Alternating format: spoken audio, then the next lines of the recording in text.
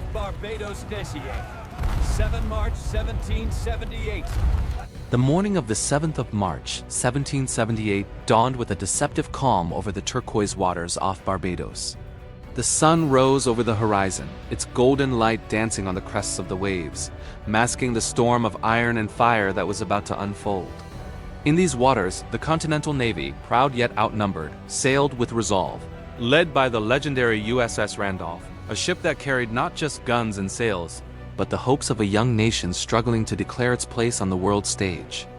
The sailors aboard her were a mix of seasoned veterans and courageous recruits, men who had traded the safety of land for the uncertainty of the open ocean. They understood the dangers, yet there was a palpable pride in their hearts. They were fighting for freedom, for their homes, and for a vision of a country that had not yet fully realized itself. Every man aboard knew that the Atlantic was as merciless as any enemy, and that courage alone would not guarantee survival.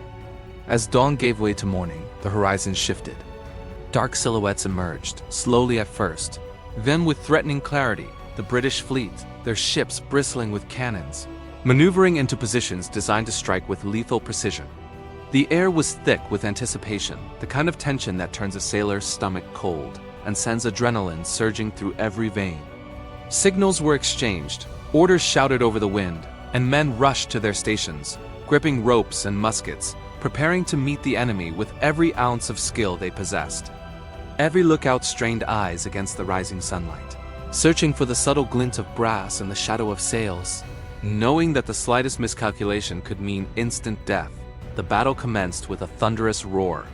Cannons on both sides erupted almost simultaneously, shaking the decks, splintering wood, and sending columns of smoke into the sky. The first volley tore through the rigging of the Randolph, ripping sails and severing lines, yet the crew worked with disciplined ferocity to repair damage under relentless bombardment. Cannonballs thudded into the hulls, some finding their marks with deadly precision, sending men sprawling, smoke and splinters mixing with the salt spray of the ocean. The smell of gunpowder and burning timber filled the air, a haze that reduced visibility and made every movement a perilous endeavor. Sailors felt the vibrations in their bones, the sheer force of impact threatening to knock them off their feet as they tried to steady cannons and reload under a shower of debris. The sailors fought with an intensity that could only be described as heroic. They reloaded cannons with hands scorched from repeated contact with hot metal. They swabbed decks slick with blood and seawater, and they shouted orders over the cacophony, their voices barely audible over the roar of the guns and the cracking of timbers. Each cannon fired was not just a weapon of war but a statement of defiance, a refusal to surrender in the face of overwhelming odds. The British fleet pressed their advantage, their formations tight, their coordination ruthless, aiming to crush the Continental Navy before it could maneuver to escape. Mid-morning brought chaos. The Randolph, already battered from successive volleys, found herself squarely in the crosshairs of multiple British ships. Cannonballs tore through her masts and hull, igniting fires that licked across the deck, consuming supplies and threatening to render the ship unmanageable. Sailors attempted desperate measures to contain the blaze, forming bucket chains, smothering flames with wet cloths, and throwing burning debris overboard. Yet the damage was relentless. The ship pitched violently in the waves, splintering further under repeated impact, and men were thrown to the deck, some grievously wounded, others rendered unconscious by the shock and noise. The roar of cannon fire seemed endless, the smoke choking, and the sky itself darkened as if mourning the unfolding carnage. In the midst of this, the bravery of individual sailors shone like beacons. Officers led boarding parties to defend critical positions, moving through smoke and flames to inspire their men. Musket fire cracked across decks, and cutlasses flashed in the occasional boarding clash, but the British maintained the pressure with superior numbers and heavier artillery. The Randolph's helmsman struggled to maintain control, steering through waves while avoiding the debris and fragments of her own shattered ship. Each maneuver was a gamble. A miscalculation could mean capsizing or being overtaken entirely by the enemy. Every sailor's decision was a calculated risk, each one potentially determining not only their fate, but the fate of the ship and the fledgling nation it represented. The Atlantic responded to the violence of man with its own fury. Waves surged higher, splashing over the decks, soaking men and extinguishing some of the fires temporarily. yet making the already treacherous footing even more dangerous. Sailors clung to ropes and railings as the ship rocked violently, cannonballs whistling past them like deadly birds of prey. Every moment demanded absolute focus. Every second held the weight of life or death. Yet despite the overwhelming odds, the crew of the Randolph continued to fight, firing cannons with precision, attempting evasive maneuvers, and keeping morale intact through sheer determination. The British, aware of the significance of capturing or destroying the Randolph, intensified their assault.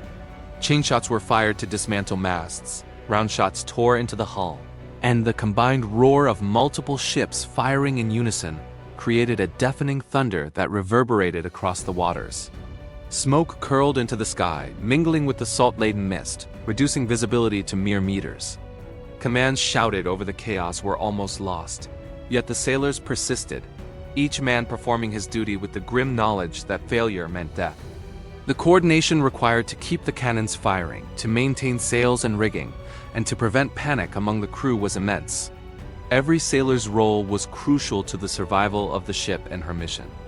As the battle raged on, the effects of the sustained bombardment became catastrophic. The Randolph's hull, already weakened by earlier hits, began to splinter extensively. Water poured in through shattered timbers, the pumps struggling against the relentless influx. Sailors labored to man them, working furiously to keep the ship afloat, their faces streaked with sweat, soot, and salt water. Fires now uncontrolled spread across the deck, consuming rigging and sails, threatening the integrity of the vessel entirely. Yet, despite the seemingly insurmountable obstacles, the crew continued to fight, returning fire with remaining cannons, boarding parties defending the sides, and officers maintaining discipline under unimaginable stress. Time became fluid in the chaos. Minutes felt like hours as the relentless exchange continued. The horizon was dotted with smoke plumes from multiple ships and the sounds of battle, cannon blasts, splintering wood. Shouting sailors and the cries of the wounded created a symphony of destruction that could haunt anyone who heard it. The Randolph, valiantly resisting, became a symbol of the Continental Navy's courage. Yet the overwhelming firepower of the British fleet was undeniable.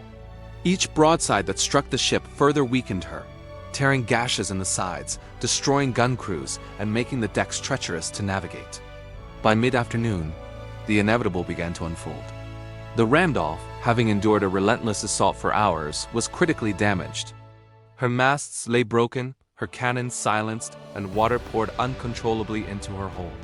The order to abandon ship, when finally given, was a somber acknowledgement of the crew's valiant but doomed resistance. Sailors, wounded and exhausted, scrambled into lifeboats or clung to debris, facing the merciless Atlantic as the once proud ship succumbed to the relentless assault. The Randolph, flagship of the Continental Navy in this engagement, splintered and sank beneath the waves, taking with her supplies, cannons, and the valor of those who had fought so fiercely. Survivors were few and the aftermath was grim. Men floated in the water, exhausted and injured, clinging to life and to pieces of wreckage. The British ships, having accomplished their mission, sailed away, leaving a scene of devastation behind. The Atlantic, indifferent to human struggle, rolled silently over the remnants of battle, waves washing over the debris of wooden warships and fallen heroes. News of the battle would later reach the fledgling United States, a sobering reminder of the high cost of asserting its presence on the world stage and the dangers faced by those who dared to challenge a global superpower at sea. Yet the story of the battle off Barbados was not solely one of loss. It was a testament to the courage, determination, and resilience of the Continental Navy. Sailors who survived carried tales of heroism, strategic ingenuity, and sacrifice. Officers made decisions under fire that exemplified leadership in extremis. Despite the defeat, the battle demonstrated the willingness of the American forces to stand against formidable odds, shaping the narrative of naval courage and laying the groundwork for future engagements. The valor of the Randolph's crew would be remembered, commemorated, and serve as an inspiration for generations of naval officers and sailors, a reminder that even in defeat, heroism can shine with unparalleled brilliance. The intensity of the battle, the deafening roar of the cannons, the splintering of the ship, and the cries of the men were immortalized in reports, paintings, and letters sent home. Every account emphasized the courage of the sailors, the strategy employed by the officers, and the sheer ferocity of the British attack. Historians would later examine the battle to understand naval tactics, the challenges of 18th century ship design, and the extreme bravery required to face overwhelming firepower on the open sea. From dawn to dusk, the sea witnessed a theater of human bravery, tactical maneuvering, and the unforgiving nature of naval warfare. Every cannon fired, every order shouted, every sailor who risked his life contributed to a story that would echo through history. The Battle off Barbados, the 7th of March 1778, stands as an enduring example of the chaos, ferocity, and heroism inherent in maritime conflict. It reminds us that the oceans, while seemingly endless and serene from a distance, are also arenas of relentless struggle where human courage is tested sometimes beyond endurance, and where the legacy of valor is etched into the waves themselves. Even centuries later, the Atlantic remembers the cries, the thunder, and the fires of that day. Historians, naval enthusiasts, and storytellers look back to reconstruct the battle with reverence and awe. The Randolph's sacrifice and the courage of her crew have been immortalized in texts, paintings, and historical accounts. Yet no description, no painting, no record can fully capture the terror, intensity, and human drama experienced on that fateful day. It is a story best told with imagination, with cinematic vision, and with an understanding of the raw realities of 18th century naval warfare. The battle off Barbados, in its chaos and destruction, encapsulates the very essence of war at sea, bravery in the face of overwhelming odds, the unpredictability of conflict, and the indomitable spirit of those who fight for ideals greater than themselves. It is a tale of fire, wood, iron, and water, of men battling both nature and enemy, and of a fledgling navy that dared to challenge a dominant force with courage, honor, and unwavering resolve. The seas that day did not forgive mistakes, but they immortalized courage. Every sailor who survived would carry the memory of screams, cannon fire, and the shattering roar of splintering wood. Every commander who led men into battle would reflect upon strategy, luck, and the unpredictable whims of both nature and human endeavor. The Atlantic would bear witness to these events for centuries to come, reminding those who sail upon it that the cost of war is high, the demands of courage unyielding, and the legacy of heroism eternal.